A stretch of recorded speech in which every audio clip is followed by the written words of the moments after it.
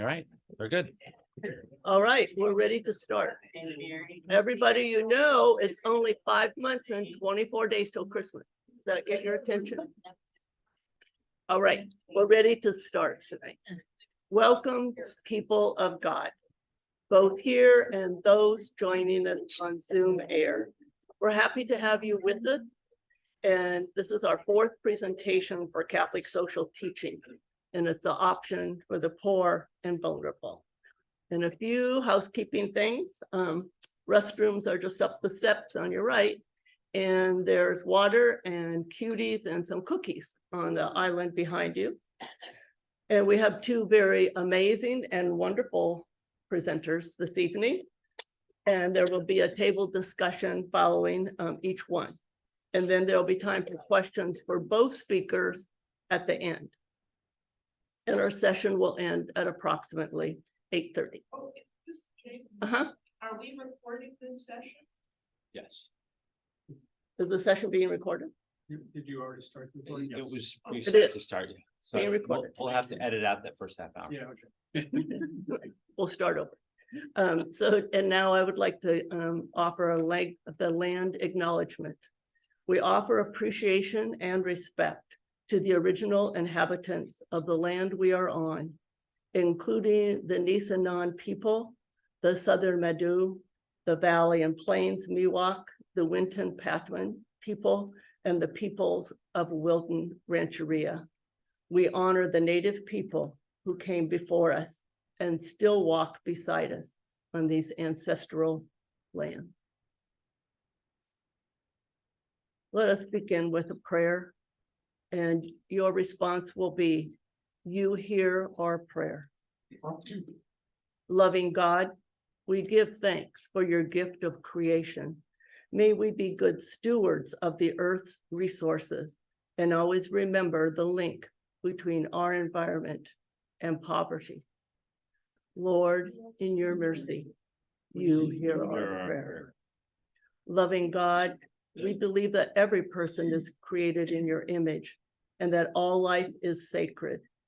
May we work to end poverty and injustice so all people can live in dignity. Lord, in your mercy, You hear our prayer. loving God, may we always remember that by serving people living in poverty, we are loving and serving you. Give us the wisdom to see the structures which create poverty and the passion to make a change.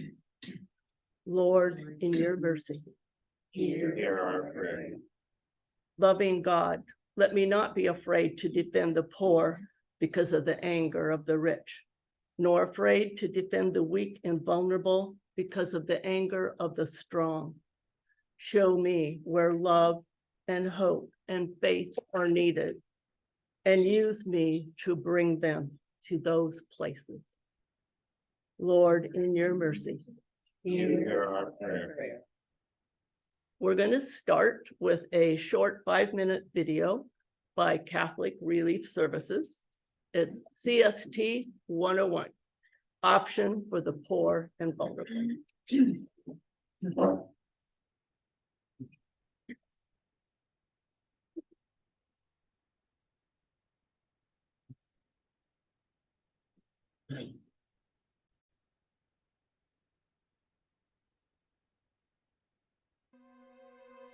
This is not a third world country. This is Sacramento, California, capital of one of the richest states and one of the wealthiest nations on earth.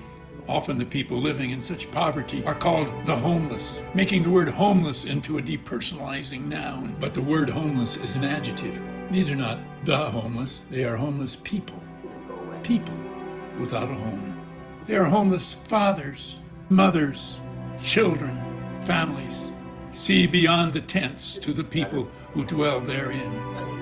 Open your eyes so you can see the beauty. See them. That's a good one. Who did that? I mean, truly, who produced that? It's the one that was on YouTube. It's Gail and Dawn. Well, a lot of the photos are just. photos. Yeah, and we weren't able to get the sound working in the room, so we might want to gather up folks to hear. Was it only playing on there? Unless I You can't hear it. can't hear it in the room. You can hear it online, okay.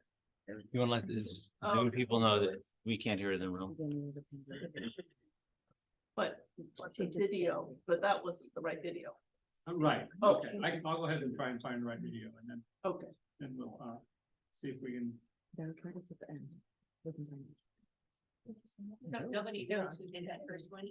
A lot of the photos are from Gail Filter, but we think it's from the new development director, Erica, from Okay. Loaves and Fishes. Yeah. Who's not Looked here. very good. That's the one. Oh, part two, I think. All right. Before my time, so. I think about it. I don't know if the, Will we be able to hear this one or will they need to move up? I think we need to move up. And you need to be told twice and so. You might need to move up when the video starts. When the video starts. If you can't hear it, sometimes. Can't get the volume. Okay.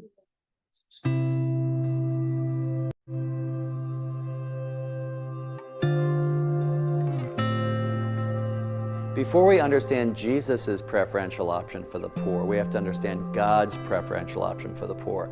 God incarnates himself as Jesus among a poor family in a poor village, and Jesus himself preaches among the poor and preaches about the poor. This is how God is.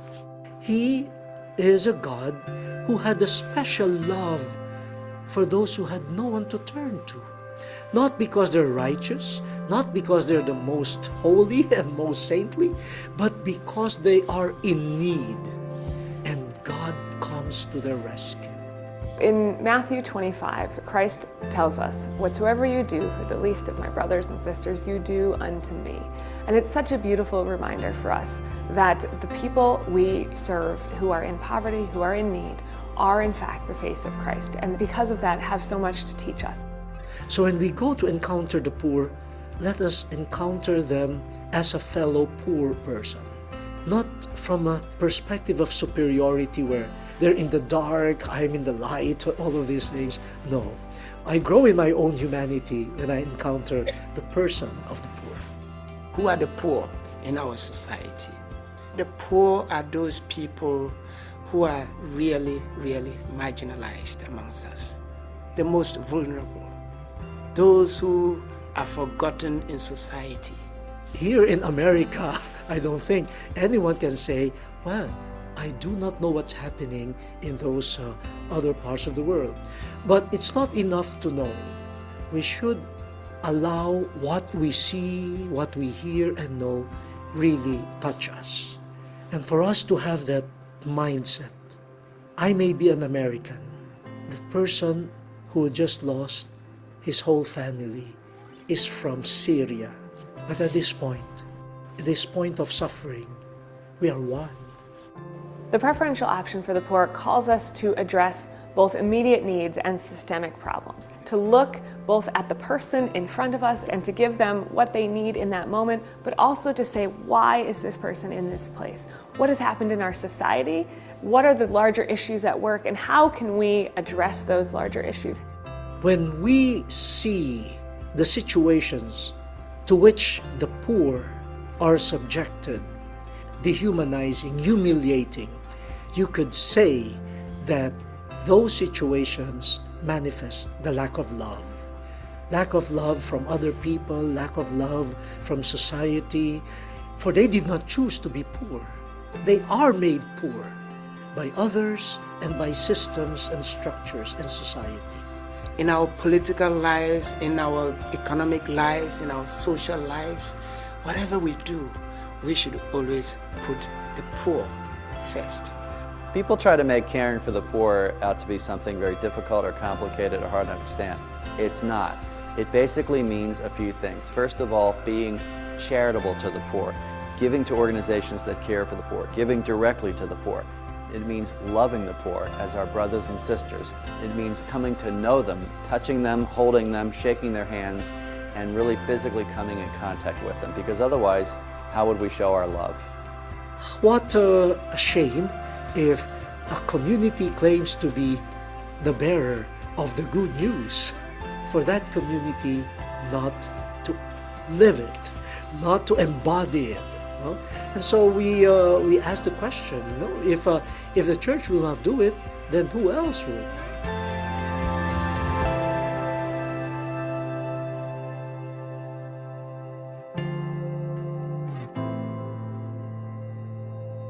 Am I talking about this now? Technology. Option for the poor and vulnerable, also referred to as preferential option for the poor, is not optional at all. It is an option in the sense of being a conscious choice to be in solidarity with those who are poor, marginalized, or disrespected, and to work for structural change to transform the causes of poverty and marginalization. Our preferential option for the poor is a core commitment. Preferential because through this option, we give preference or priority in our love to those who are poor. Preferential option for the poor is at the center of the gospel. It's the responsibility of all of us. The Reverend Jim Wallace is leader of the Circle of Protection, which advocates for those who are poor in the US federal budget. And in a recent Georgetown dialogue, he tells us there are 2,000 verses in the Bible about the poor. He suggests that we look at the US budget as a moral document, a test of faith, and a test of democracy. So, what has happened to Matthew 25? When I was hungry, when I was thirsty. I cannot help but think how timely this topic is tonight, given what is happening this moment in Congress with our nation's budget. Is adding work requirements to those in poverty who already have limited skills and limited or no transportation, or is making cuts to SNAP benefits, lifting up the least of us? The option for the poor arose from liberation theologians' reading of scripture in the context of Latin America during the 1960s.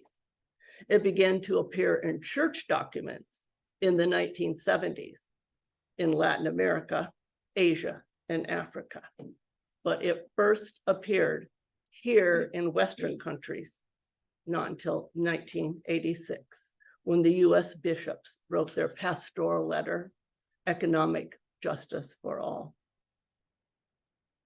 Popes, however, have been addressing the poor in their writings since Pope Leo XIII's encyclical in 1891 on rights and duties of capital labor. It's considered one of the first major works to introduce Catholic social thought on a global level. Popes continue to remind us that preferential respect for the poor is born from the gospel. Remember when votes were being counted for the papacy, for Pope Francis? The cardinal next to Pope Francis leaned over and said to him, "Don't forget the poor." That was when he decided to take the name Francis. In his first extensive piece of writing as Pope, The Joy of the Gospel has a focus on society's poorest and most vulnerable. The poor have much to teach us. We are called to find Christ in them. Our two presenters tonight are doing just that right here in Sacramento. Our first presenter is Sister Libby Fernandez. Now, if you live in Sacramento, it would be really hard not to have heard of Sister Libby, right? Sister Libby is a Catholic nun, a military veteran, a member of our parish council, an avid hiker, camper, bird watcher, and more. And if she were a bird, she would want to be a hawk. Sister Libby is also our recent television star. She was on our local NBC station on Rob on the Road series in April, and she was on national NBC on the Kelly Clarkson Show, both focusing on mercy peddlers. Sister Libby has a master's degree in social work. She's worked directly with people experiencing homelessness on the streets of Sacramento for 20 plus years, 11 of which she was director of Sacramento Loaves and Fishes. In 2017, Sister Libby founded the Mercy Peddlers. Did you bring your bike? We can go over next door. You can find her peddling in downtown Sacramento in the morning, come rain, cold, or heat, sharing a cup of coffee and calling a person by name. Her daily mission is to be a welcome presence and treat each person with dignity and respect. I just happen to know this firsthand because I'm one of Sister Libby's peddling groupies, and I joined 2 years ago. So please welcome Sister Libby.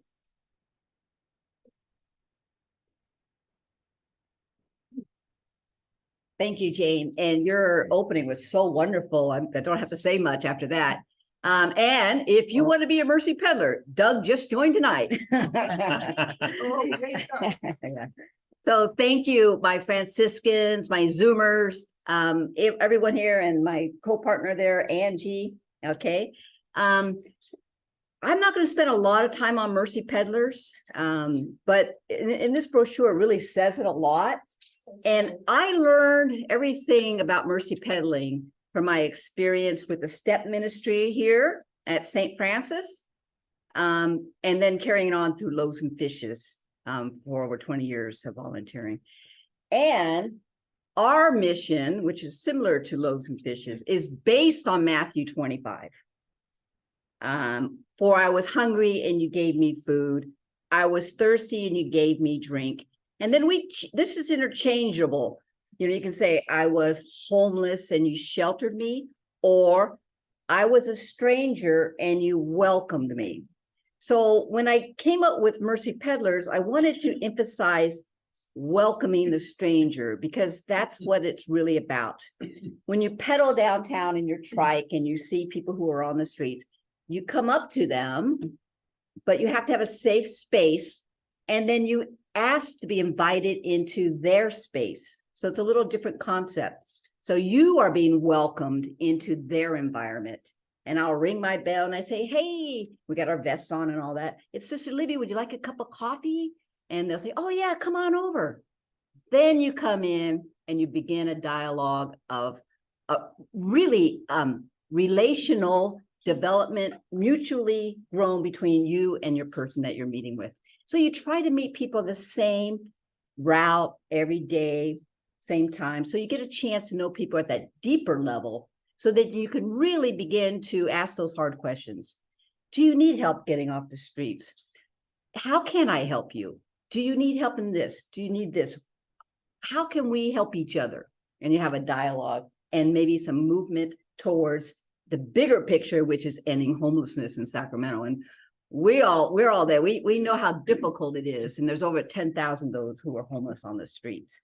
But I just want to say that the works of mercy are easier done because you all have the experience. Doing the works of mercy is so concrete and you do it. But one thing I learned from Richard Rohr, good old Franciscan, is he liked action too, but he liked contemplation. So they got to go together. So before I go into my topic, I want to also give you this resource list. This is a really important list to have because all these people on here have given me their number and say, you can call me anytime and I'll try to answer your question or try to be out there on the streets. For instance, Hope Cooperative Respite. There are 23-hour respite for those who are suffering on the streets. You know, they have to have some sort of mental illness at that time. Could be depression, could be suicidal, could be that they're off their meds. So if you call them with the person that you're working with and say, hey, do you have any room at your respite? And they'll say, yeah, sure. Why don't you connect me on the phone with the person and we'll find a place to pick them up. So these are really concrete resources for you to keep, and we update them almost every month, okay? So that's just a tidbit. But what I really want to get into, and this is hard, it's hard for me because I'm a person of action, but what I've learned is as you get older and wiser, you also slow down. And you actually do spend some quiet time, more reflection, more retreat time, more solitude with you and your relationship with God. So I'm going to talk about the spiritual works of mercy. And just briefly, because we've got a lot of things to talk about, but I want you to take it home and think about it on how you are part of the spiritual works of mercy. So my resources come from everywhere, but one of the best prayers to do daily is from Matthew 5, okay? Blessed are the poor in spirit, for theirs is the kingdom of heaven. Blessed are they who mourn, for they will be comforted. Blessed are the meek, for they will inherit the land. Blessed are those who are hungry and thirst for righteousness, for they will be satisfied. Blessed are the merciful, for they will be shown mercy. Blessed are the clean of heart, for they will see God. Blessed are the peacemakers, for they will be called children of God. Blessed are they who are persecuted for the sake of righteousness, for theirs is the kingdom of heaven. So Matthew 5 kind of wraps up a lot of the spiritual works of mercy, and it's there. And that was one of Jesus's favorite, mounts. He just loved that prayer. So down below, the spiritual works of mercy are directed toward your spiritual well-being and those you connect with, their well-being. And we recognize a lot of these by, there's some right there.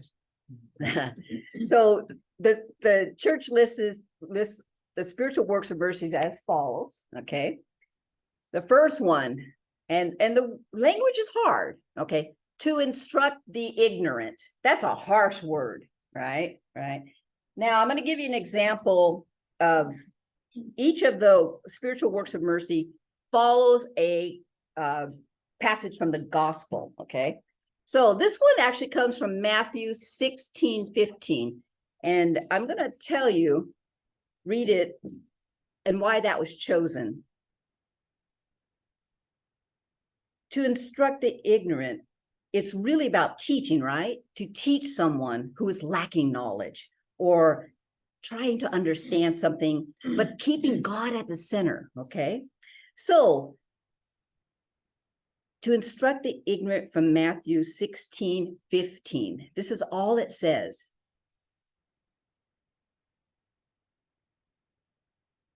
And you, he said to them, who do you say I am?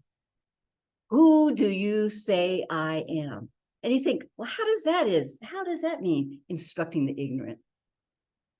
Because you bring God into it and you ask the question. The person you're in dialogue with, that there might be something that they're not getting or they don't understand, or you don't call them ignorant, you don't call them stupid, you don't call them lacking education, but you want to bring something that you have insight into.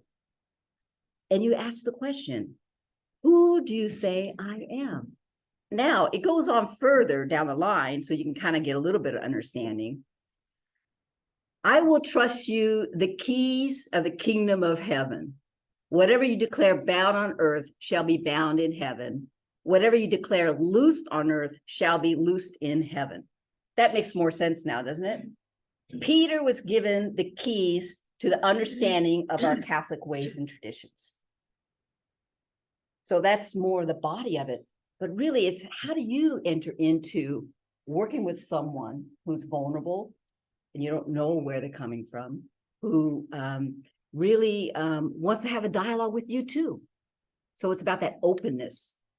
Who do you say I am? And then ask whatever you're talking about in that area. So that's just an example of how you can use that passage for instructing those who are ignorant. And of course, there are some works of action, RCIA, sponsorships, Pathway to Justice is doing it, okay? Women in Conversation, okay? Reading partners, things that you don't think are instructing those who are lacking. You'd really, there's so many ways of doing it. Okay, number 2, to counsel the doubtful. To counsel someone who's doubting doesn't mean they lack faith, right? It means that they're questioning, they're wondering, they want to know, they're doubting Thomas, but they have faith. So when you counsel the doubtful, you enter into that dialogue. You give an example of your faith. You give assuredness, support, and care. You do that to the most vulnerable people that you're working with. That is counseling the doubtful. There are many spiritual directors here, therapists, grief groups. Maybe 2 or 3 of you have something in common and you share, you share your own doubtfulness and your maybe little lack of faith, or where is God in your life that day? So that's to counsel the doubtful. Okay, to admonish sinners. Ooh, that's a hard word too, to admonish sinners. Well, that's a hard word, but it really means to let someone know that something might not be right. It is not to correct, but to point out with care that something from their point of view, it may be wrong or it may be different. And many of you know this, every view, right? Every view comes from a different viewpoint. This is something to always remember.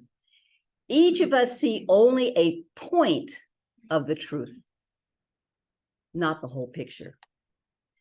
So you try to stand in the feet of someone else from their own point of view.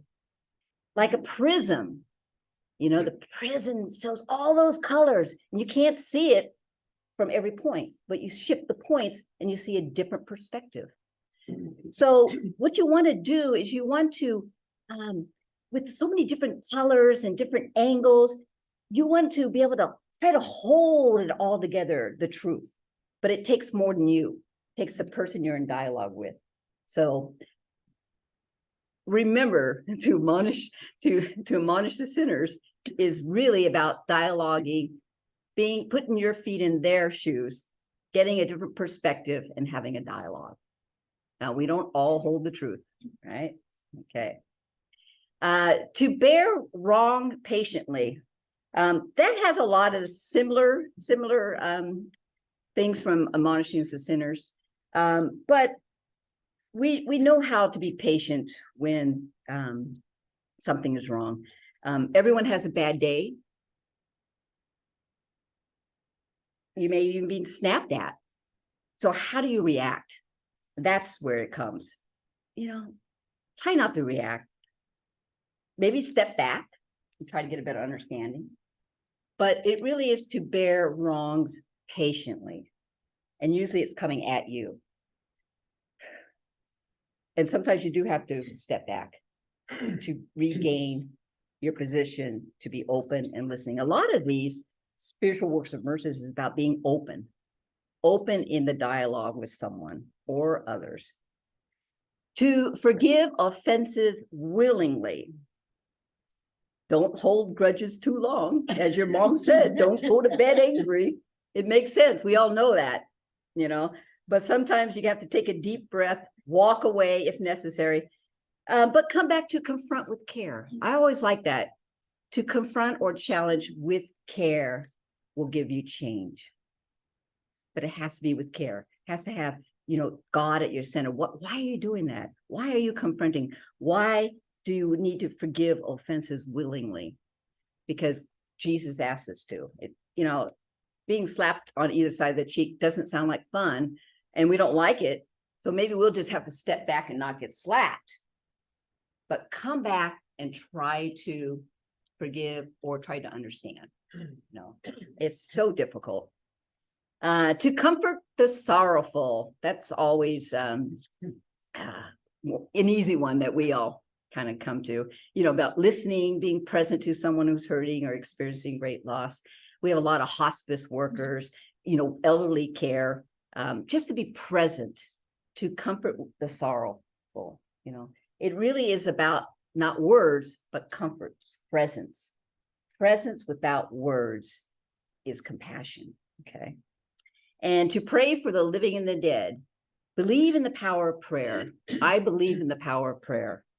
I don't know if you've ever read the book, The Pilgrim. It's an old book, goes back like 200th century, where I think there's a Russian, he wanted to speak Jesus 24/7. So he came up with this prayer, and we all know the prayer. Lord Jesus Christ, Son of living God, have mercy on me, a sinner. And he would do that constantly wherever he went, to every village, to every town. And the idea was to constantly pray, constantly keep Jesus at your tongue. And many of you have gone on workshops where you do the act of presence and prayer in every movement. Turning on the light. You recognize the Spirit of God in the light. Eating a meal and really tasting one spoon at a time. That's praying ceasingly. These acts are about praying. And again, praying for the living and the dead, because it's the Alpha and the Omega, the beginning and the end. They both meet together. It's all about us. All the universe, and not on a timeline of death and life, but connected evolution. And as Ilia Delio, another Franciscan, would say, evolution of the Alpha and the Omega together is what we're about, love. That's all I have to say. And there's so much more, so much more. Well, that's a lot to think about for a while. I think we all will agree on that one. So thank you very much, Sister Libby. On the table, you will find an agenda, and under the agenda, under Sister Libby, there are 3 questions that we'd like to have you discuss with your table for probably about 5 to 10 minutes. And then when we're done, you might want to actually appoint a point person at your table to take notes, because once we're actually have our second presenter, we will do table discussion again. And then I would like you to bring forth any ideas you came up with for either one of our speakers. So in table number 1, for, I guess it says 10 to 15 minutes, I was cheating you on time. What spiritual works of mercy speak to you the most, and why? How have you seen or experienced a spiritual work of mercy being expressed from someone else? And who are the vulnerable in your circle of life at this time? So in your table, if you want to group up with another table, that's good. I think there's 2 up here, and you can move up to this table if you'd like. And discuss away. Come up with some good ideas to share. So, do you know about this one? No, I've heard that is a lot. Yeah, it is.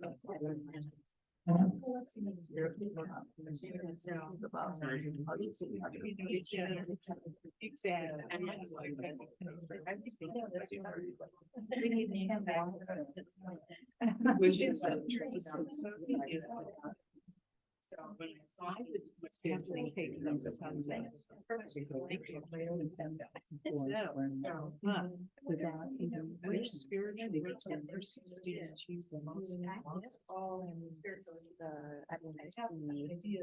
I see a lot of work. Programs that is under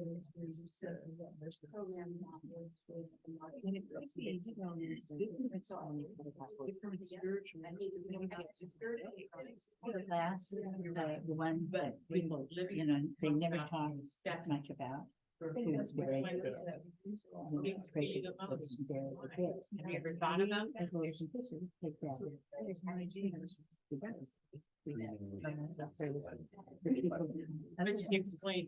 Really deep about or and not I don't think development, it's just I think families. Well, for me, what yesterday. So I'll say or how for me just it's not to breathe but to pray for me. Yesterday it's,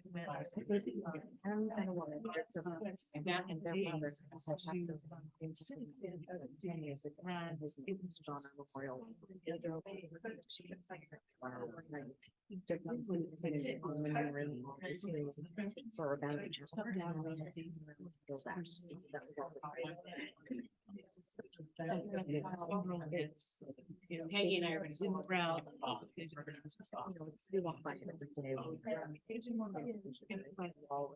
You know, the idea of and it's beautiful. There's a fountain in the garden. It was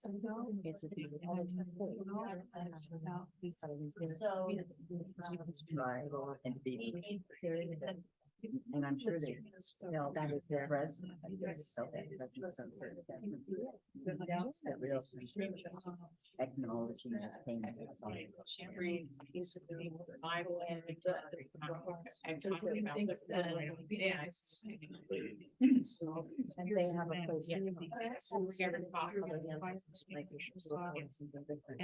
because that does like this also.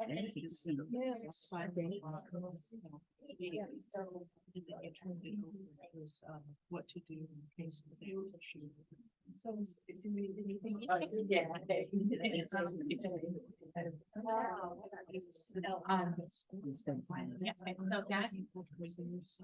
well, I never, when I read this. I'm not interested. Yeah, absolutely. I was. Actually, I think that's something. So you feel like you That seems like something. Because I'm old, that people should have. We should get past that point that we need to change. That's why I'm scared, you know, when somebody said, how can you do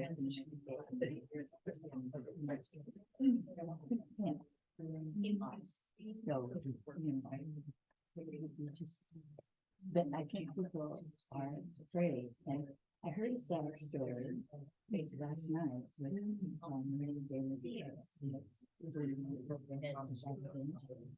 Martha Garrison, who was one of my favorites.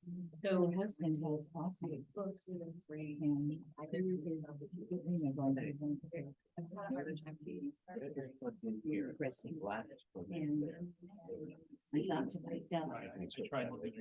myself,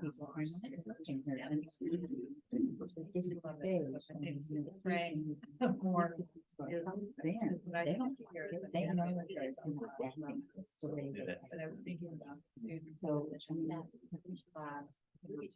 I bring that up because I think there are things that we can there's going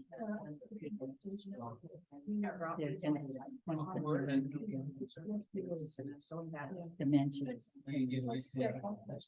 I don't think which is a lot. Yeah.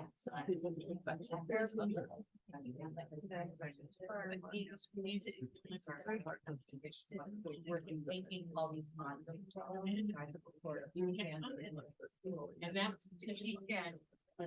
You're getting this information to point out here. Point out here. This information. So getting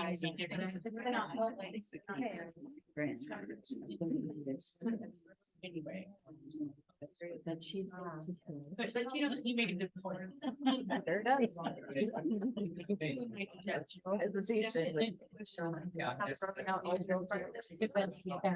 So, I mean, it's not like you said. Like that. I'm saying all this. You know, you don't just say. I thought that. There's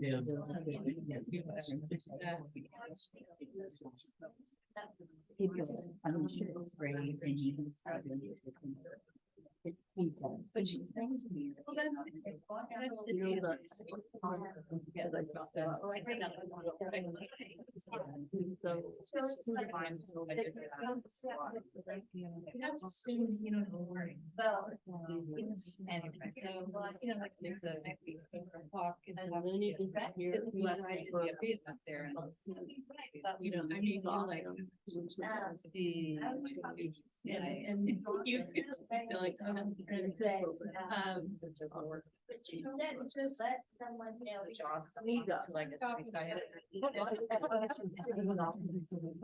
Because that's in the conversation.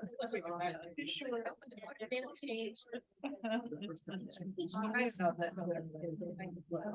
You know, and I think these questions. Jumping on it was like. You know.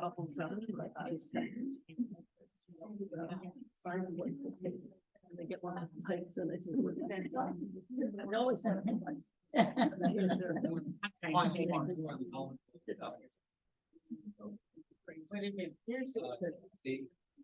We have down to part B. Right, yeah. And, but he doesn't have any way for him to get back. But that was. Anyway, it was good. I think asking this question. We want to take pictures.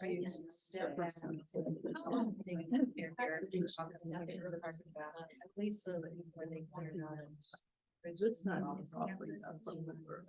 Whether you want that or not, when you ask that question, I get nervous. I just something happy to process it because I can't put it in this, but I still. Every night, you know, I mean. Yeah, so, yeah. This doesn't happen. Yeah. And you think about what do you think of this? And that's a great example. They put something that was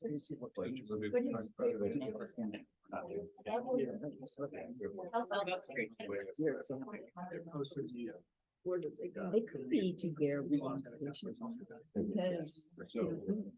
he probably feels made some bad choices, but to have your patience presence.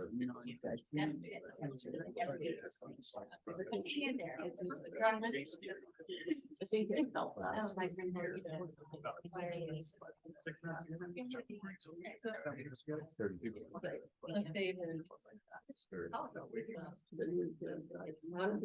Oh, and cleaning tables. So they have, yeah, but they just paid. They serve food from 8 o'clock to 11.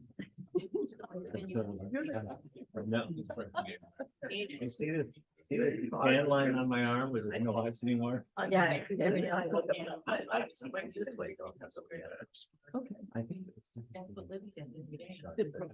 And So, you know, see, it's kind of a reverse spin. You know, they just say, "Let's try to get it." I think we're getting kind of. I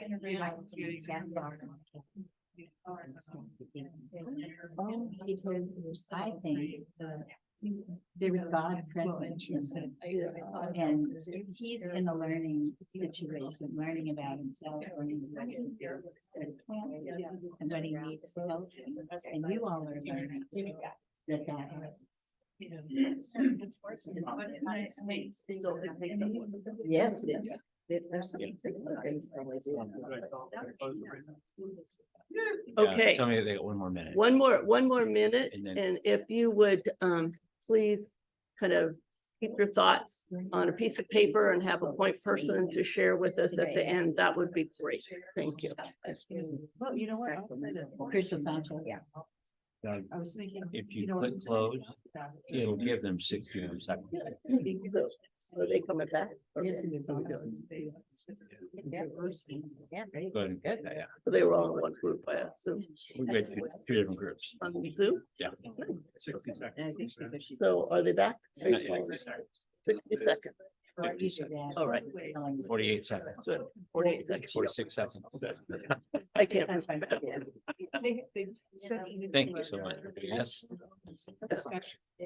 I do keep looking at my arm. 'cause I'm never sure what all I'm supposed to be doing besides the talking. So maybe if it's a non-person like me, will- that's not on the committee, let us know if they're supposed to be the timekeepers. Then I can do that. No, I should have done that, But you don't. but I love you. We're ready to go. Okay. Yeah. that's why we're just going with what my men, and I know what time we're supposed to be at, so we might be cutting it a couple minutes short, but that's because we're trying to catch up on time. Okay. Well, we've got some nice videos to show. Okay. All right. People want to watch. Oh, no. I got my phone, but thank you. All right, is everybody talking away? I think it's time for us to rejoin the big group.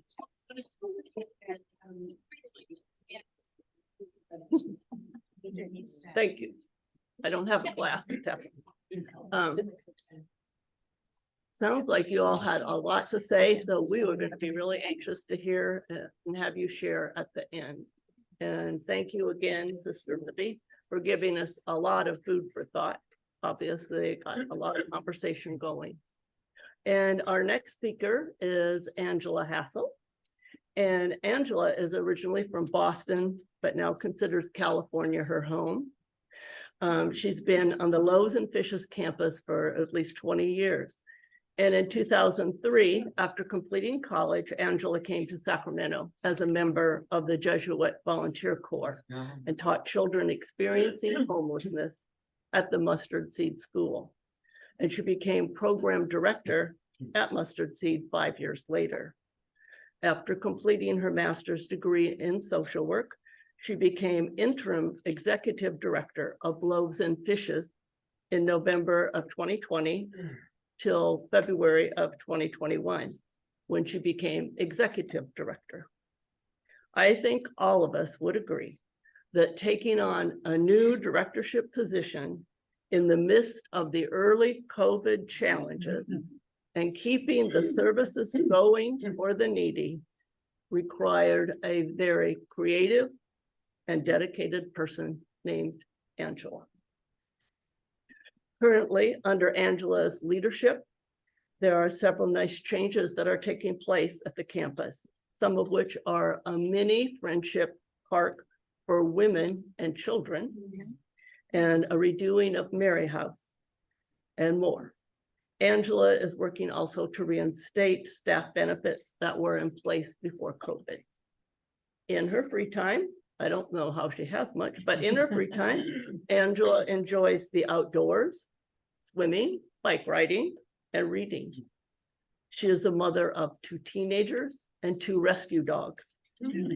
If she could be a dog, she would be a Chihuahua. Please welcome Angela.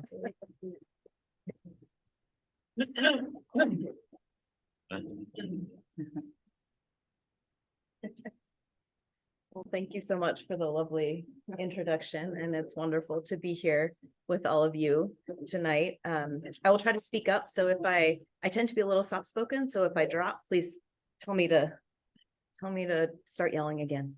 But I also have, and should I just tell you when I'd like to switch slides? Oh, will this help me? Yes, I will.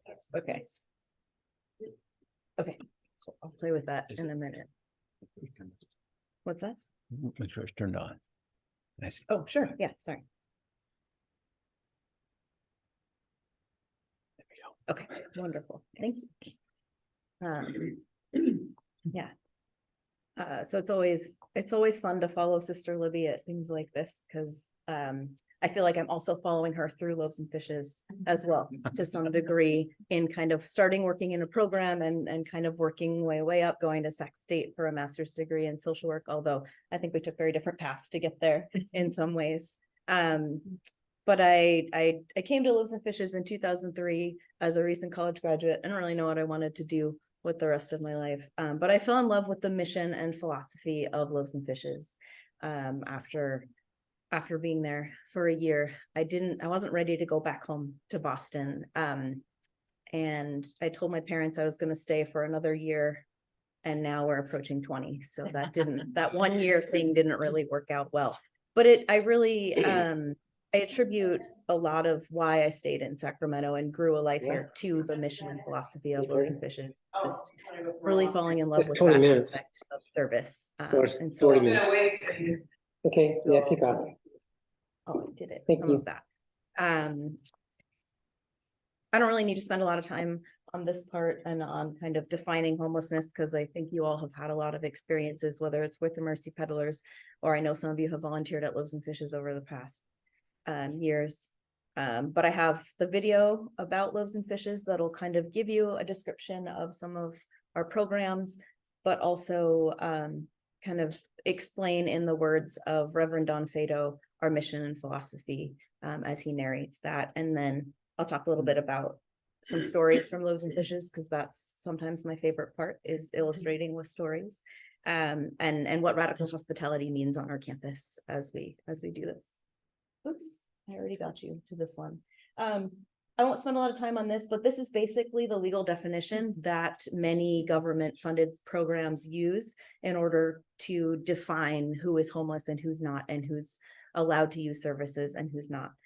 So this is basically how our government sees homelessness. It's very black and white. It's very right and wrong, and there's not much evidence of humanity. But what we know about homelessness is that it's all about humanity. It touches every aspect of folks' lives. Not going. Do I need to point it that way? No. Advance. There, yes. Yeah.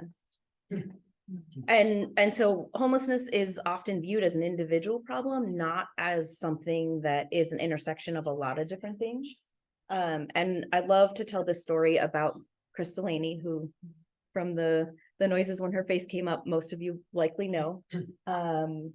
But when I first came to Loaves and Fishes, she told me the story about a gentleman who came into the welcoming center where she was working, and he wanted to make a donation, and he started talking to her about our services and about what we do there.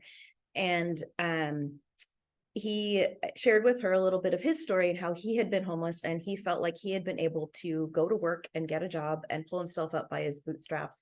And he didn't understand why all these other people around were so lazy and couldn't do that too. And her response to that was, "You're lucky that you had bootstraps."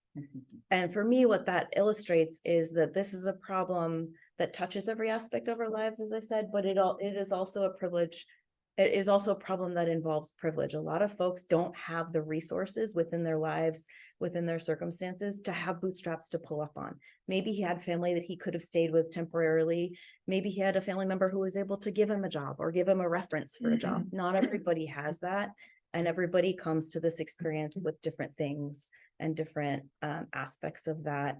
And a lot of it is more of the systemic problem: lack of affordable housing, lack of jobs that pay a living wage. A lot of people, minimum wage federally is $7.25 an hour. In California, it's $15.50 an hour. That's not enough for somebody to be able to pay rent or feed a family. They end up working multiple jobs, and then things kind of cycle if they can get multiple jobs. Other personal experiences come into that. So that's just kind of like the framework in which we provide a lot of our services at Loaves and Fishes.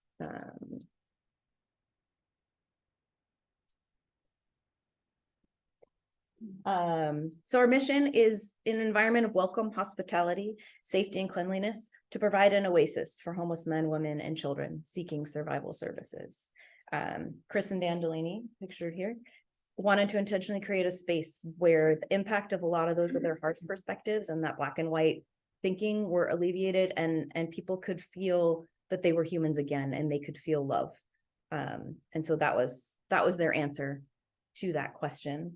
And so next I will go into that video, and then I'll talk a little bit more about the rest of it.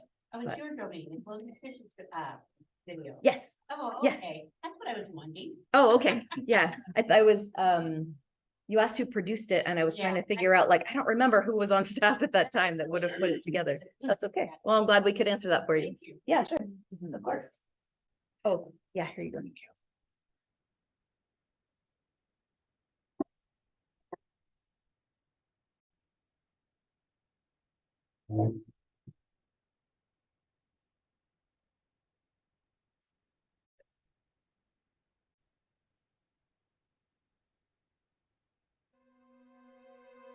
This is not a third world country. This is Sacramento, California, capital of one of the richest states and one of the wealthiest nations on earth.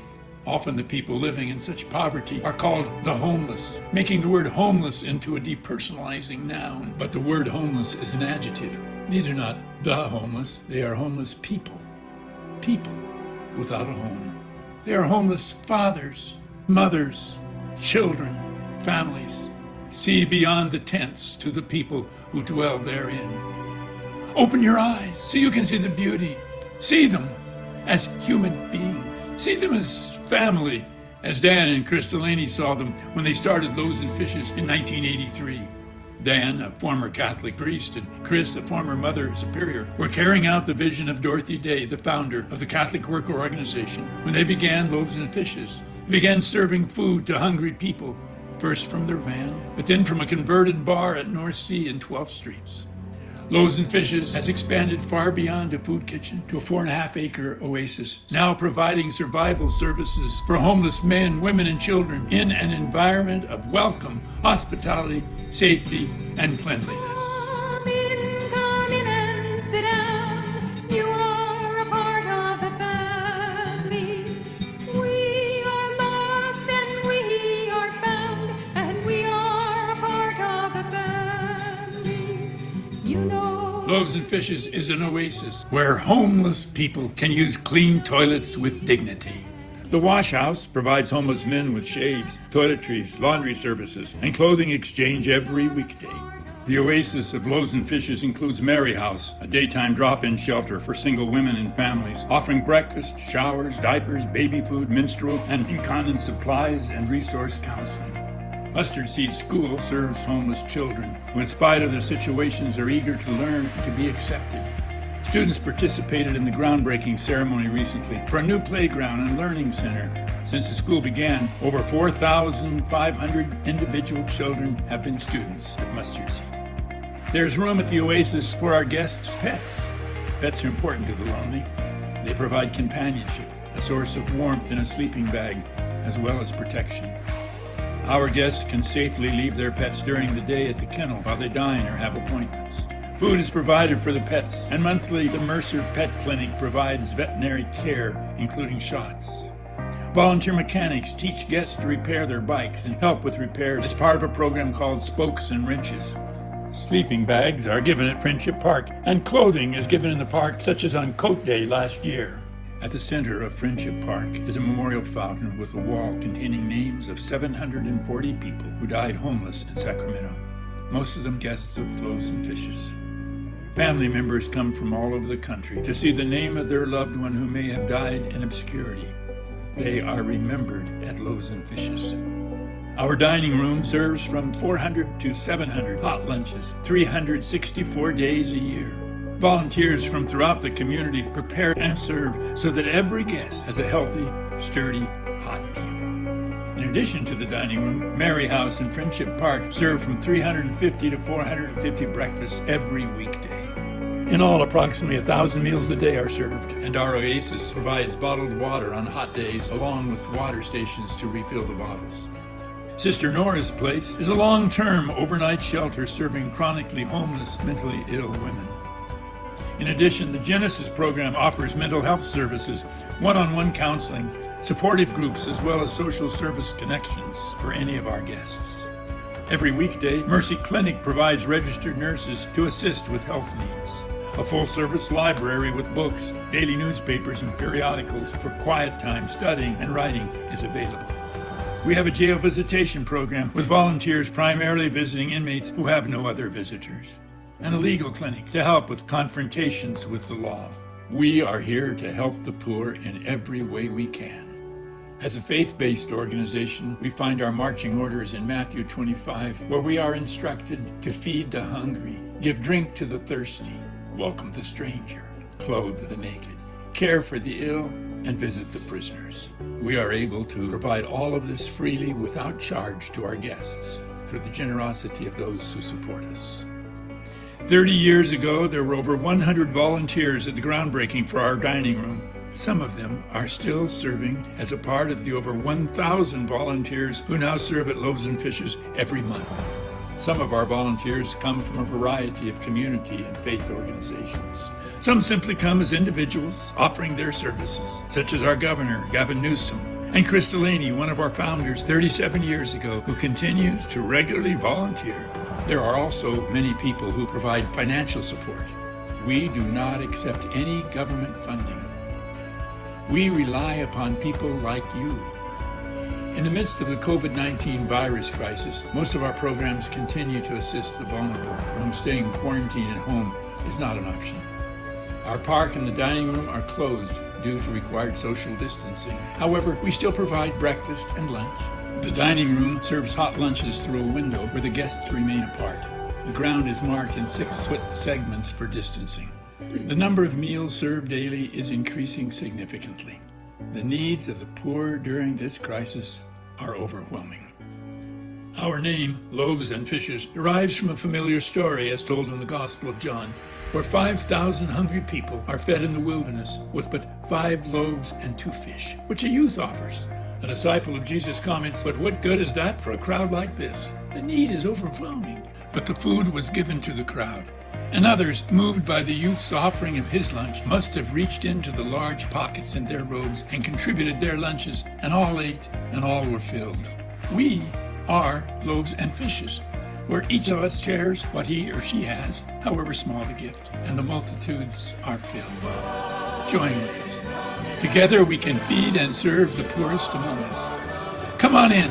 You too can be part of the Loaves and Fishes family, where miracles happen daily. And we are a part of the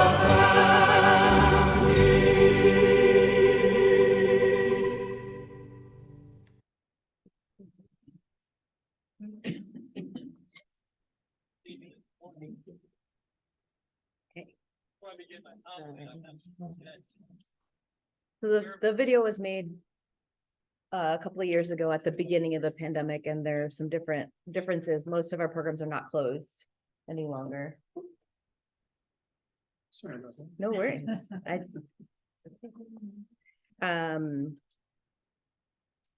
But that's kind of an overview of what we do on our campus and how. So it all kind of started with Chris and Dan Delaney wanting to being inspired by Dorothy Day and the Catholic worker movement, and that way of serving the poor by being amongst them and working alongside them to counsel them, to help them, to provide for them, but mostly to be in community with them and let them know that they are seen and heard as individuals in our society.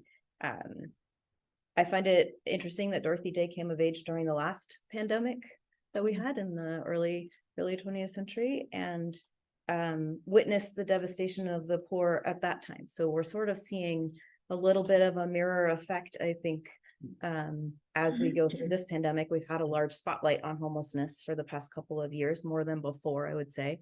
And we're seeing the ways in which our society leaves folks behind when they don't have resources, especially medical resources or things like that. So it's interesting to be a part of it this time around and be witnessing it in our society. But it's the philosophy and the mission of Loaves and Fishes kind of come from that perspective of recognizing that folks that are poor and that are suffering are just as fully human beings as folks who are not suffering as much or who have more. And that's really the foundation of a lot of our programs. And if we've done nothing else in a day, if we've made folks feel welcome and safe and loved, even for a small amount of time, then I would say we've succeeded. We haven't solved the problem, but we've made a difference for that few moments that day. And sometimes that changes the course of somebody's life. We just don't always know about it later. And so I love this quote by Dorothy Day. The greatest challenge of the day is how to bring about a revolution of the heart, a revolution which must start with each one of us. And from her, you can't ignore the poor. I love that because it really speaks to shedding light on this issue and on these people. It's not just an issue, it's people suffering. And we can be in a space where we can let go of our preconceived notions about people or why they're homeless, punishments, personal faults, and all of that. And we can be free to focus deeply on them as human beings and as people, living in this moment right now alongside us, no different from us. And above all, provide hospitality, even just a small bit, in a world where these folks don't experience that anywhere else. And so we talk a lot at Loaves and Fishes about radical hospitality, and we do our best to embrace it. But what being truly hospitable means is finding ways to welcome the marginalized, forgotten, and misunderstood among us. And that's easy to say, but it's very difficult to do. And we all come to that work with our own thoughts and emotions and feelings and perceptions when we see somebody on the streets, right? And it's easy to just kind of like keep on going.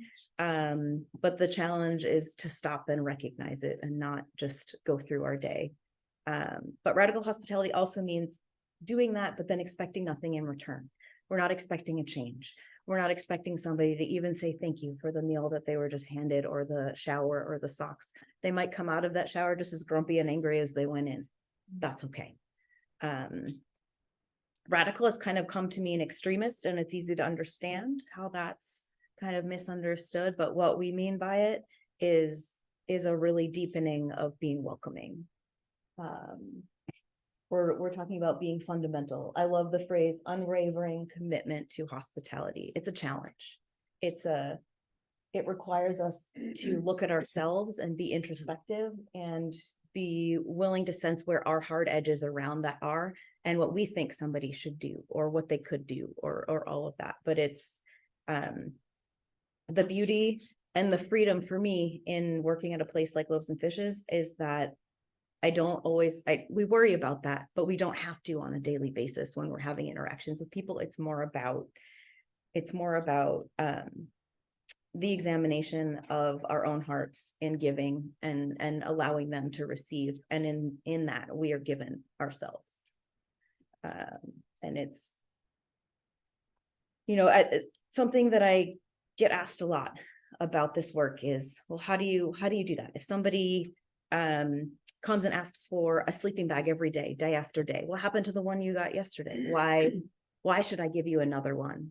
And our philosophy and our perspective on that is that it's not up to me to decide what somebody does with the gift I give them. If they need it and we have it, we're going to give it out, because the more generous we are, there's God in that, and the more it comes back, because that's what Jesus would have done. And that's what Jesus did when the poor came to him and asked him for things. If he had it, he gave it away. He didn't carry a lot of possessions with him.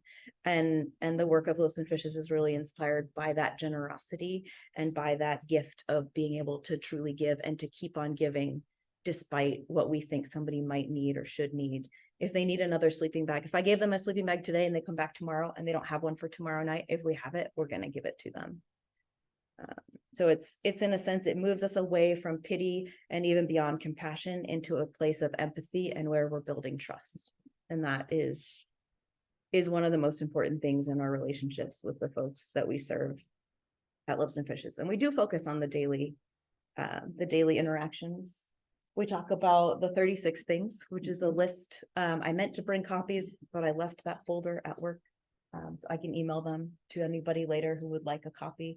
But the 36 things are a list of statements gathered from the wisdom and the experiences of the Reverend David Lieber Moss, who helped found a couple of programs like Friendship Park and Brother Martin's ministry at Loaves and Fishes. And he talks about, he has 36 statements that kind of guide our work and help us be more introspective about it and help us be more hospitable and compassionate along the way. And so these are some of my favorites. And then I'll tell a story that I think kind of illustrates some of these as well. But number one, don't worry about enabling. Plenty of people worry about that already. Number three, I find this one a challenge every single day. The interruptions are your most important work. I never get through a task without somebody coming through my door or calling or texting and saying, hey, I have a question. So it's good. That's what I want to be there for. But it's also hard sometimes to finish an email. Number 11, the person who you fear or loathe is your greatest teacher. Go back to him or her as much as you can bear. And that's a really difficult one.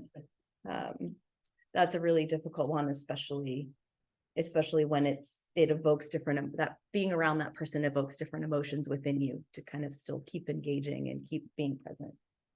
And number 32, I see as kind of my challenge as the current executive director of Loaves and Fishes in a world where the need for our guests, their need for services for them is kind of ever expanding. The bigger Loaves and Fishes grows, the more you must strive to serve the individual as a differentiated person. This is my friend Philip. He came to Mustard Seed when I was a teacher at Mustard Seed. And every teacher has, if you have teachers in your lives, every teacher has a student who at the beginning of their career challenged them and made them question why I even want to do this to begin with, right? For me, that was Philip. And he was that guest, he was that student for me. And he first came to Mustard Seed, he couldn't read, he had a persistent stutter and a speech impediment on top of that. And all the things and all the ways I felt I was underqualified to work with him in a classroom. He had a lot of disruptive behaviors. He was unable to sit still. He couldn't get through 5 minutes without yelling out something. And he ran away from the classroom at least once a day. And so I'm sitting there with a group of kids and I've got to find a volunteer to go chase him down and bring him back. But he always had this really charismatic grin on his face and he was always happy and he always came back and he tried again and he just kept going. And we would sometimes find him standing outside the dining room, which if you've been to Loaves and Fishes, the Mustard Seed cottages, there's a whole locked gate in between the dining room and the cottages. And he would somehow be out there standing in front of the dining room next to the sign that has the menu on it. And he would say to every guest that came in, welcome to Loaves and Fishes. Today we're serving beef stew. And he would do that to every single person that came through. And I'd have to kind of convince him to come back. So eventually we started giving him time every day. Okay, you're going to get your break. You get your 15 minutes to be the host of the dining room when it opens and you can do this, right? And I never knew if anything I was doing with him in the classroom was sinking in or if he was benefiting from anything. I felt like I was just kind of like managing all these really difficult behaviors and maybe keeping him safe. But then the day came when I went with him to do his little host duties on his break. And he looked down at the sign to see what we were serving for the day. And I should also mention the sign usually had pictures of what we were serving. So even if he couldn't read the words, he could see a picture of a chicken leg or rice or something. So he kind of knew what we were serving based on that. He looked down at the sign and he paused for a second and this funny look went across his face and he put his head up. The next guest came in and he said, welcome to Loaves and Fishes. I know, recognize the first time I said that, he said, welcome to Loaves and Fishes. That was the moment where I realized, okay, something's happening here, something's getting through. And I'll go back to these because don't worry about enabling. I worried every day that I was just enabling him to not be in school, to not be learning, to not be worried that I didn't have the skills that he needed in a teacher. The interruptions are your most important work. He interrupted his whole day by running over to the dining room and he interrupted a lot of other people's day when he did that too. The person who you fear or loathe is your greatest teacher. I don't think I ever loathed him, but I definitely felt intimidated by him and by his needs. And I was afraid that we wouldn't, as Loaves and Fishes, we wouldn't be able to give him enough. If you take a minute to look long enough, that's not always the case. And then the bigger Loaves and Fishes grows, the more you must strive to serve the individual as a differentiated person. He was an individual that we were able to serve by him being able to be present in multiple programs. And sometimes it just takes that creativity and the suggestion that, thank goodness, we had program directors at Mustard Seed at the time who said it was okay for me to let him do that. It wouldn't have been my choice. I was more along the lines of like, no, he has to stay in the classroom.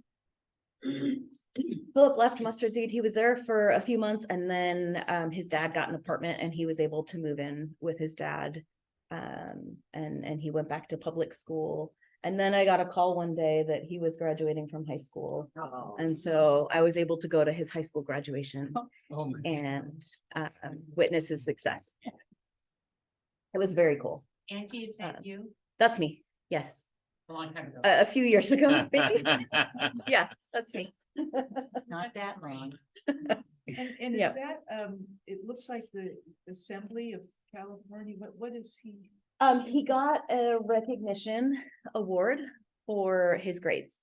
He was in like a very specialized program at that school, and like they called it like a gifted and honors program, but it was within the special ed department at that school, and he graduated with top marks for his class.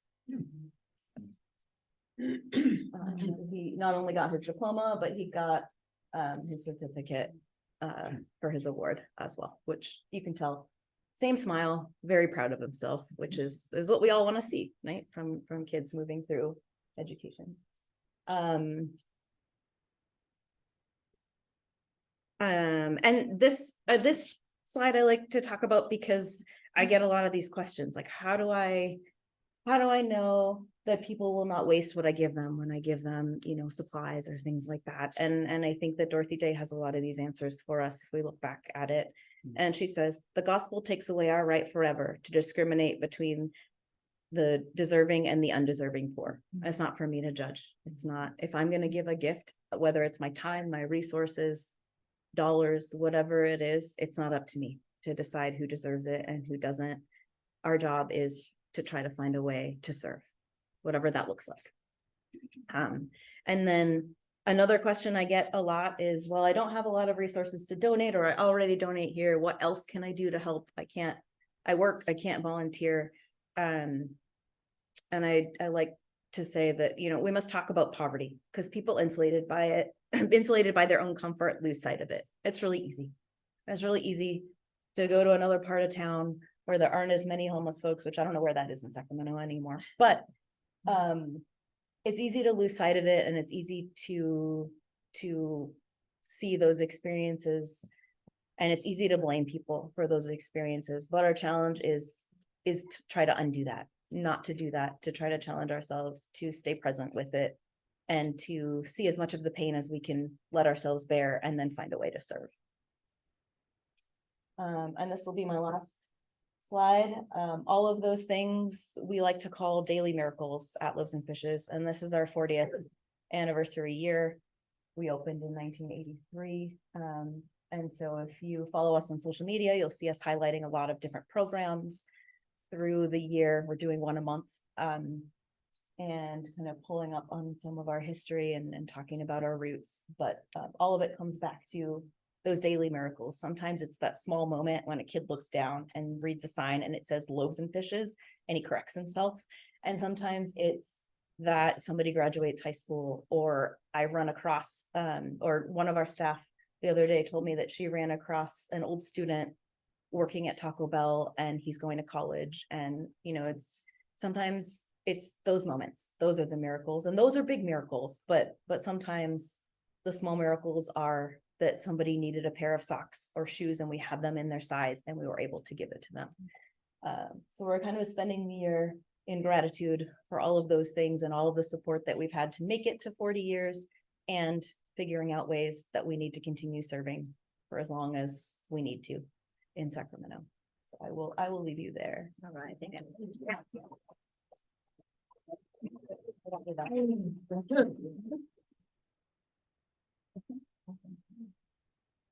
Okay, so now if you would do the same thing that you did before and do your little tabling. There are questions under Angela, under table discussion, and we're going to do that for 10 minutes and then do some short sharing. And I'm sure she gave you a lot of food for thought also, but it's really remarkable what goes on at Loaves and Fishes, really.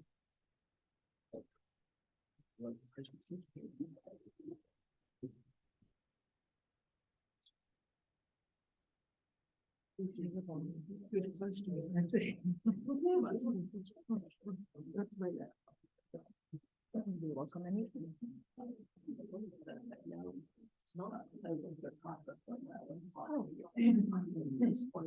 Now, it's not a good system. So we're just-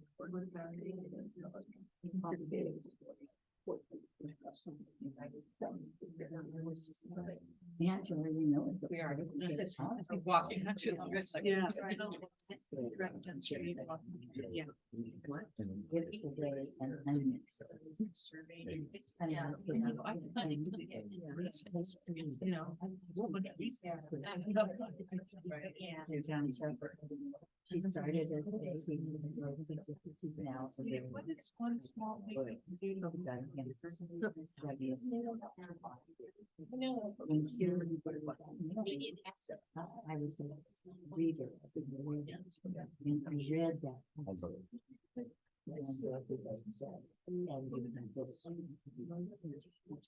So, you know,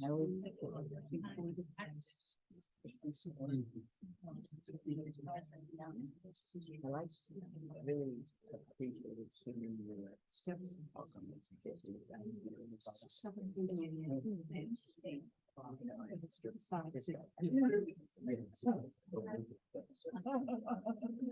We might join you. Well, good fun. And I expected it to be good. It's better. Do you think that Even better.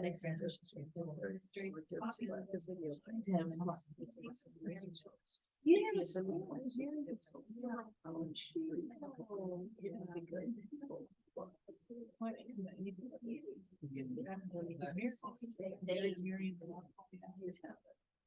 So in answer to your question, yes, it's kind of that. Well, look at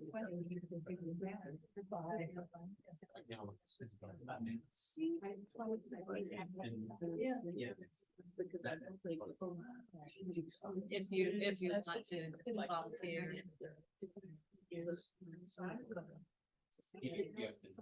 Or I don't think it's longer. I saw it. They said you get. So maybe there's no manual. Yeah. Next stage. Because we're doing stuff. Want to be helpful. I don't know what that one's from. It's just, but there's right there, St. Francis. None of the students sleeping here. Which is quite interesting.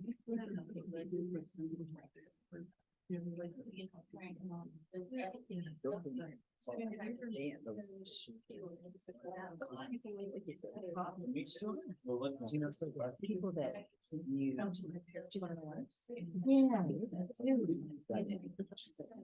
This is it. It's only been a couple ways. You need to go through these. And that's what you remember.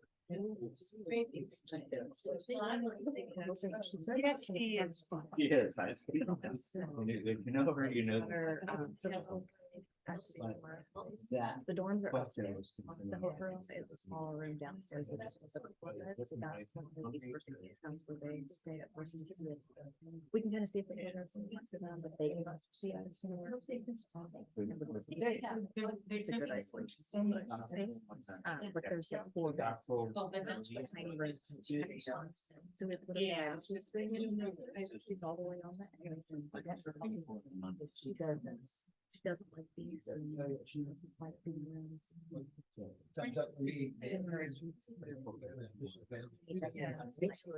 We're homeless. Thank you. We looked at that. So they're Every time you get out on the street, you don't see them everywhere else. They're about to think that, well, are you thinking it's something that oh God. Thinking bags, bottles of water, toothbrush, and just having with a little bit of that in the car. Hand out. And she carried, I think, at least 3 times. At least 3 times. Well, I just feel like you're giving something. That's what I sounds like. I asked her today.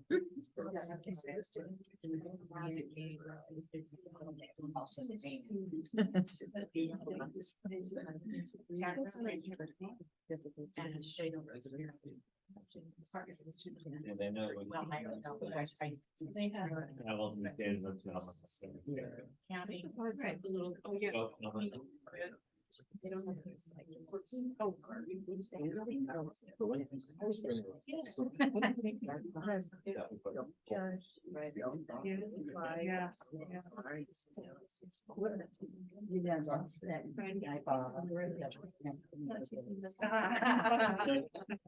That's there you go. Big bags. You smile at them. Yes, exactly. Exactly. I do. But I mean, he was just like, you know, and I thought, but sometimes it's not that. We're not saying a big. Are you okay if I ask for your name? And then somebody that's saying, yeah. But one thing that I remember you told me, just, we're not here to teach, like, don't ever forget. We're not. This thing is.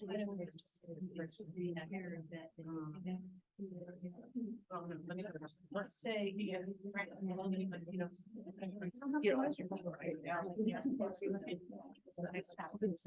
It's in. Yeah, it is really.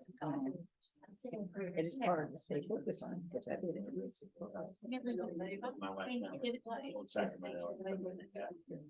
It's like.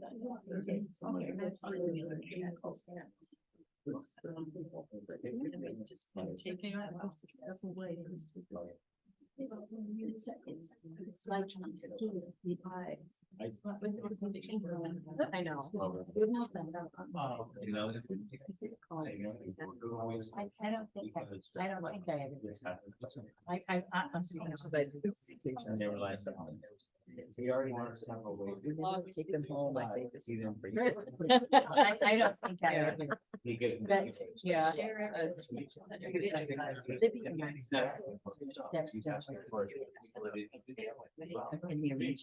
Better at getting good. There was one there. Very. He's like putting in the order, my wife paid for it. It's a bad place that But there was a woman there who, I was like her and talk to her. And this gift would be able to get people to give listen to what I said. She's very smart. And she.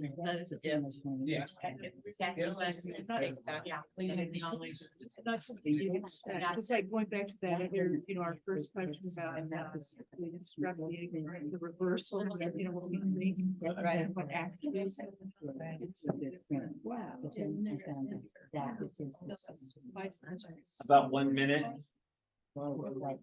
They you never know. I was like, talking to people. I mean,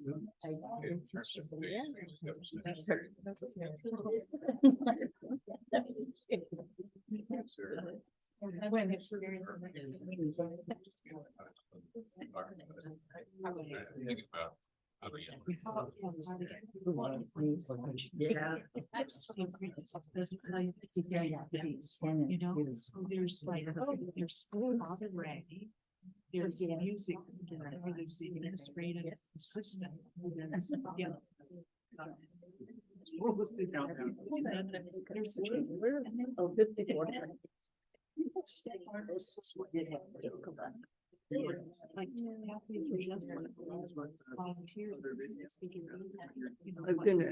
gonna, give people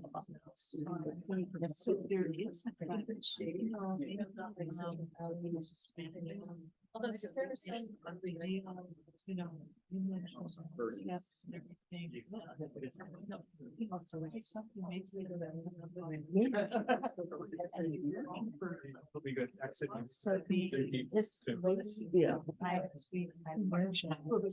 how do you do that with Zoom? If they want to say something, how do we?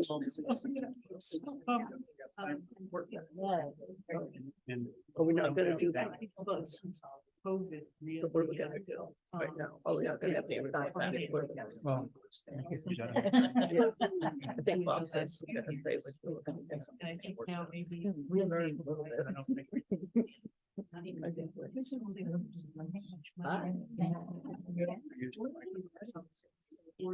Enough. From the room. to just get their feedback. Okay, all right. Yeah, she's.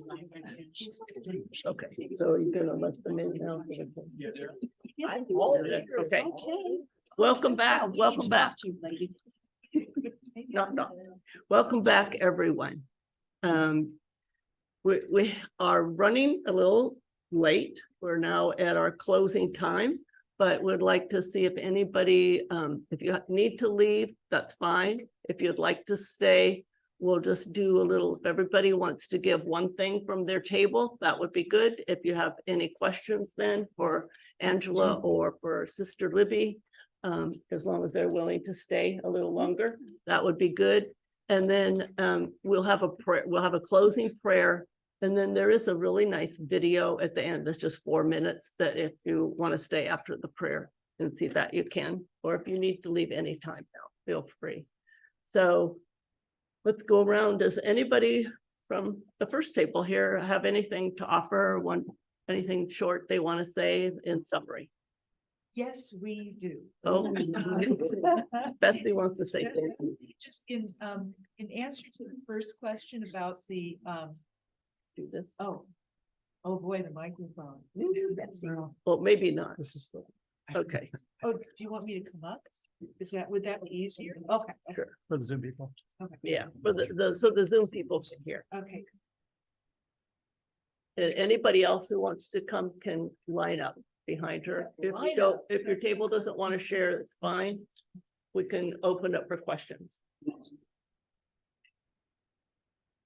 I don't need to use that. No, just need to talk into that. Well, of course, we had a lot to talk about, but just a couple of take-home things. With the first question, the spiritual works of mercy, one of the things we talked about was instructing the ignorant, but we felt there was a lot of reversal going on where we were the ones who were being instructed because we would get perspectives from students that ended up being from Afghanistan and what was really going on in their lives, or understanding the points of view of some of the unhoused people on the streets. And then the second thing, we had so much to talk about and appreciate from what Angie said, but one of the things we brought up, Barbara asked, does St. Francis Parish do the monthly meal that we used to do?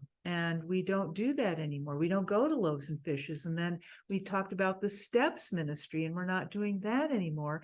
And then someone said, well, how can I get involved? How can I work through the parish to be involved in Loaves and Fishes? And so we thought, well, why don't we talk to the member of our parish council who might have something to say about that. So that was what we did. And what was also really cool was until our dear Bob showed up, we had a full 7:30 a.m. mass group. So we'll all fall asleep here. Thank you, Betsy, and your 7:30 mass group. Anyone from here, from your table, want to share anything?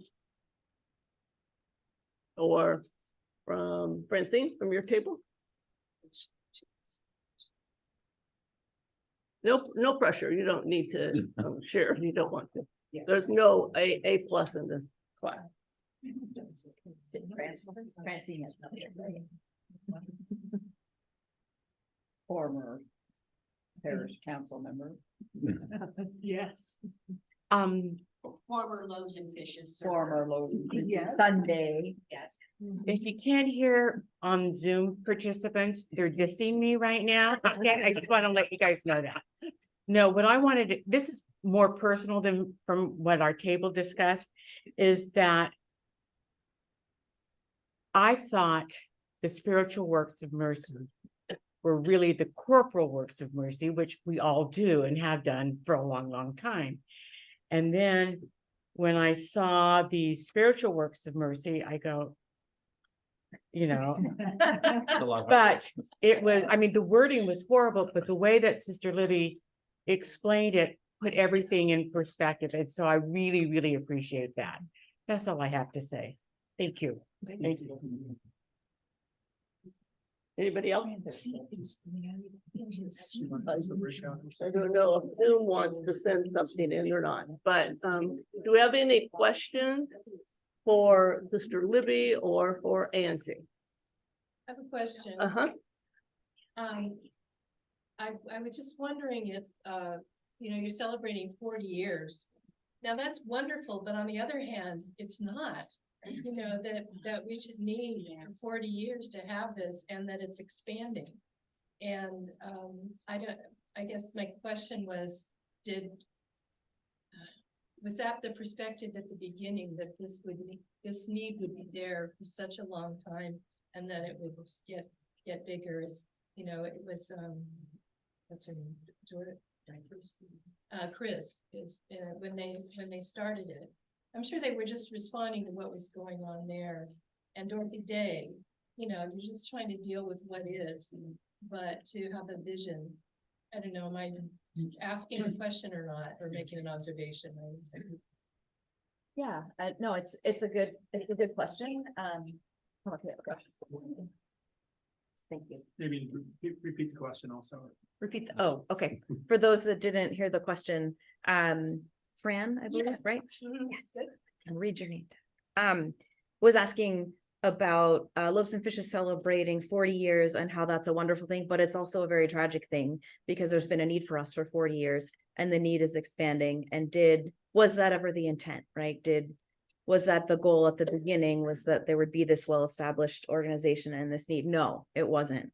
From what I know and from talking to Chris and Dan over the years, they always thought they would work their way out of a job, and they've been incredibly disappointed by our society and our culture that we haven't been able to fix this problem in the last, they were doing this work way before in 1983 when Loaves and Fishes started, but that, and within the Catholic worker movement, but that we haven't been able to figure out a way to help the poorest of the poor and the most vulnerable in our society, and that we seem to be pushing more and more people into that by a lot of our policies and what our government does and the decisions that are made in those perspectives. So no, I don't think that Chris, as she is today, is very happy with that being the reality. And that's part of why I don't say like we're looking to continue to do this for the next 40 years, because we're not. We're hoping that at some point there is no need for our services. And like they would have wanted, we could work ourselves out of a job. I hope and pray that can still be the case. And we'll just have to see what we can do to get there. Yeah. It would be very nice if everybody had bootstraps. Anyone else have questions? Remind people about the evaluation. Will you wave it a little higher? So on your table, you will see a yellowish form, and that's our evaluation form. And we really, really value what you thought was valuable, what your ideas are for future things, and what you didn't find as valuable. And we look at those very carefully. People on Zoom will get an electronic copy. The ones on Zoom will get an electronic copy. And there was something that you didn't bring tonight, and if you want to send that to me, we can send that out electronically on our email list. That'd be great. Okay. I'd be glad to share that. Any other questions? Or And when you sign, for those in the room who signed in tonight, if you didn't include your email, or if you don't think I have your email, would you add it so we can make sure you get those 36 things? Okay. So I think our evening is coming to a close, and I want to thank all of you for your active participation. There was a lot of buzzing going on during those discussion groups. And thank you to our wonderful presenters, Sister Libby and Angela, for what they have shared with us this evening and for their invaluable work in our community. How grateful we are. How grateful we are to have you. How do they do what they do? Reminds me so much of a volunteer in Appalachia who each day prays this: Lord, we know you will be coming through this line today. Help us to treat you well. Just a friendly reminder, option for the poor and vulnerable is not optional. It is Matthew 25 in action. So we'll have a closing prayer and then a short video. So let us pray. May the presence and power of the Holy Spirit convict us to put our faith into action and strengthen each of us to speak up for those whose voices are not heard and their plights ignored. May we be a people marked by justice, mercy, and humility. Amen. Amen. All right, now we're going to have our, well, guess what it is, Matthew 25.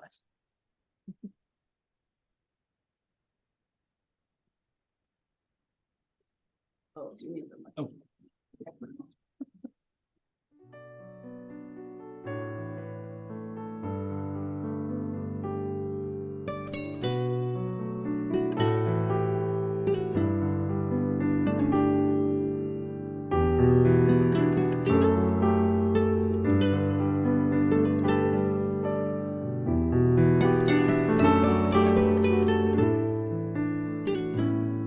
Whatsoever you do to the least of my people, that you do unto me.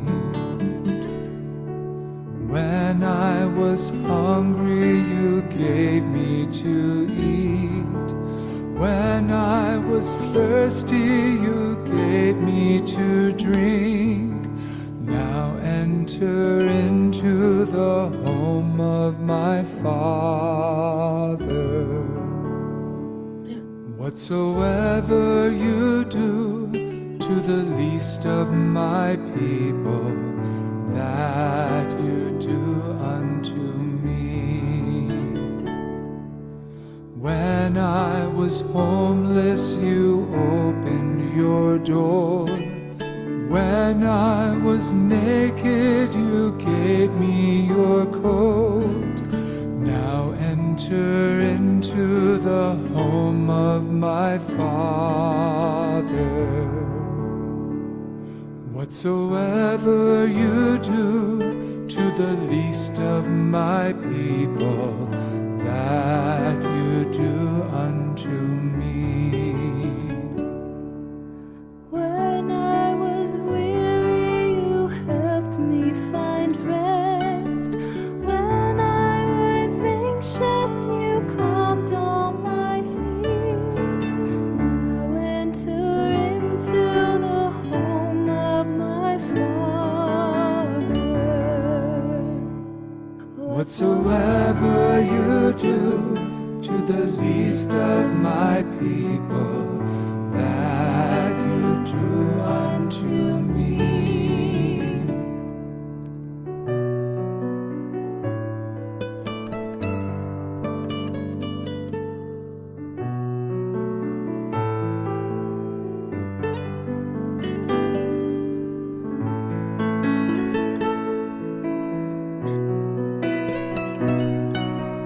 When I was laughed at, you stood by my side. When I was happy, you shared in my joy. Now enter into the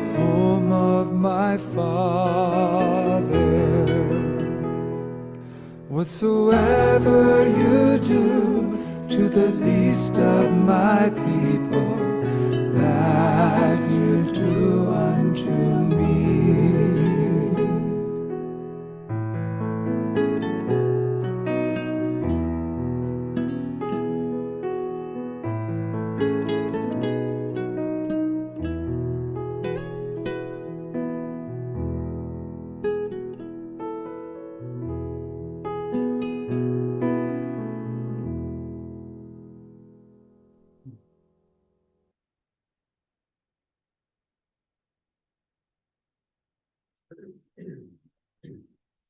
Thank you. Go in peace and bright things. If somebody would like, feel free to take the flowers from or if you so are fine. Check the chat. Okay, thanks. We We may have a couple more questions for you. Chat. Got it. You got it. Look for you in. Marco wants to know what the annual budget for Loaves and Fishes, or what does it cost to operate Loaves and Fishes? Not counting food, clothing, not, counting the in-kind. yes. It's approximately 6 million to operate our 16 programs. We can just say it, huh? You want to, he's still hot. Okay, sorry, we just saw the chat questions. It's approximately, the budget for Loaves and Fishes is approximately 6 million. Not counting any donations. Not counting donations, that's just the dollars it takes. And then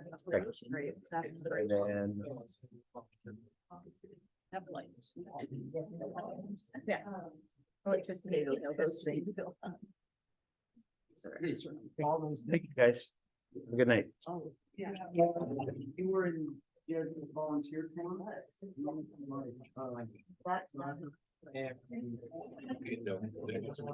Thank you, Sister Libby.